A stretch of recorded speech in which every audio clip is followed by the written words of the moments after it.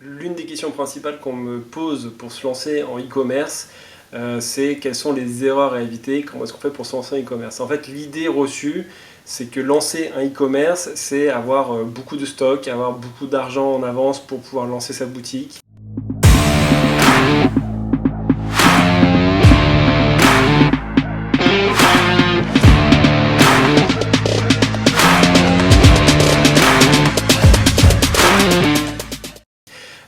De devoir avoir les bons partenaires, les bons fournisseurs, d'être bon techniquement pour lancer son site, d'être bon en design pour faire toute la création graphique. En fait, j'ai commencé en e-commerce avec rien de tout ça. J'ai commencé avec seulement quelques dizaines, quelques centaines d'euros en poche qui m'ont permis derrière de pouvoir simplement voilà, payer quelques logiciels, payer quelques publicités et c'est tout. En fait, pour commencer en e-commerce, je dirais qu'il faut apprendre les bases du marketing, il faut se débrouiller avec un ordinateur, une connexion internet, et le reste derrière c'est surtout bien se documenter, avoir un petit peu de bon sens et se lancer étape par étape. Pour moi, les grosses erreurs à éviter sont d'abord, lancer un produit qui est tendance. La plupart des personnes qui se lancent en e-commerce, que ce soit pour une marque ou en dropshipping, ont tendance à vouloir se focaliser sur un produit qui est tendance. Je trouve que c'est une erreur. Il vaut mieux se concentrer sur un produit qui est vendu depuis des années, sur lequel le marché est dormant, sur lequel il y a une concurrence qui n'a pas trop bougé, mais quelque chose dont on sait qu'il y a une clientèle qui achète et qui sera contente de voir un nouveau venu dans le marché et de proposer une nouvelle offre.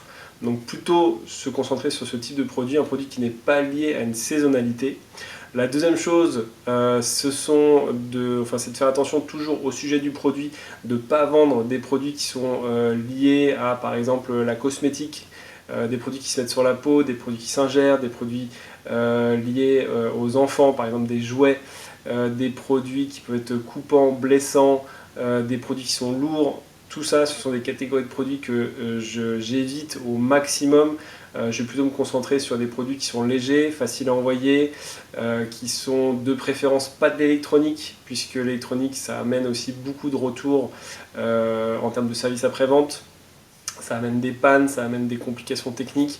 Donc on va essayer plutôt de se concentrer sur des produits simples, légers, faciles d'utilisation, faciles à comprendre, qui vont justement maximiser l'expérience client.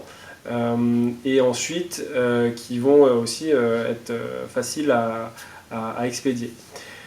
L'autre point, je dirais qu'il faut se concentrer sur des formules simples, il faut avoir une boutique avec pour commencer un seul produit, c'est vraiment l'idéal. Alors bien évidemment, il faut faire une recherche de produit d'abord, il faut faire en sorte de ne pas partir bille en tête sur un produit qu'on aime bien.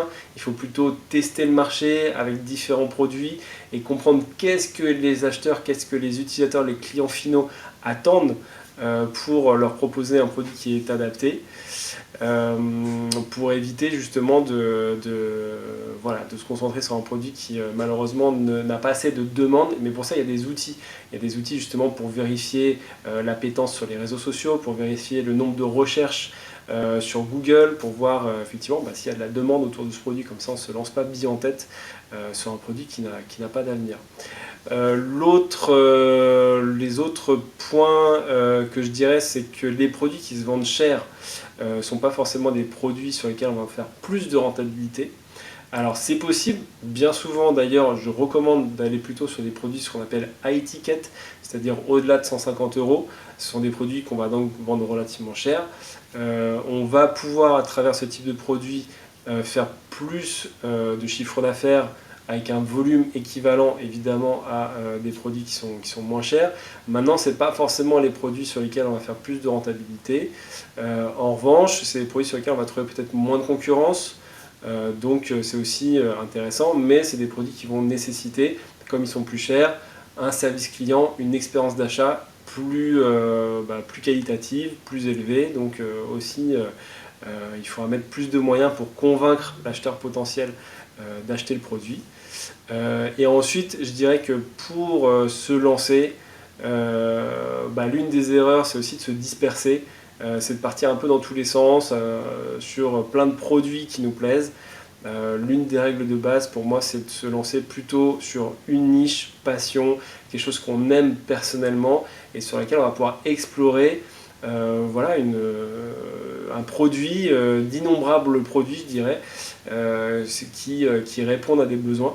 Donc voilà, plutôt se concentrer sur des choses qui nous parlent à nous personnellement, pour lesquelles on va facilement être convaincu que ce produit a une utilité et qu'il répond à un besoin.